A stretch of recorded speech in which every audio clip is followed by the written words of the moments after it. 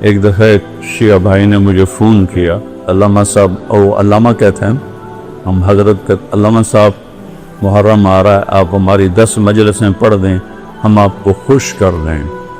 اور خوش کرنے کا مطلب تسی ساری جان دے ہو، تھبی پیسے دی دے مانگی۔ میں کہا میرے بھائی میں پہلے ہی بڑا خوش ہوں، اللہ نے مجھے پہلے ہی بہت کچھ دیا ہوا ہے۔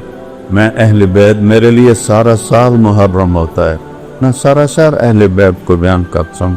میں تم سے لے لیا تو میں نے تو اپنا نقصان کر دیا، ان سے لوں گا جن کی میں تعریف کرتا ہوں تو وہ تو اپنی شان کا دیں گے، تم کہہ دو گے چند لاکھ، اس سے اوپر کیا دے گا پر تو اللہ نے مجھے پہلے ہی دیے ہوئے ہیں، میں اس وہاں سے لوں۔ ایک دفعہ فرزدق کو امام زین العابدین کی تعریف میں ہشام بن عبد الملک نے قید کر دی، تو حضرت زین العابدین نے 10,000 درہم ان کو بھیجے جیل میں، تو وہ رونے لگا، کہنے لگا حضرت کو میرا پیغام دو، ساری زندگی بادشاہوں کی تعریف کی ہے، پیسے کی، آپ کی تعریف کی ہے اپنے اللہ کو راضی کرنے کے لیے، میں یہ پیسے نہیں واپس کرتا۔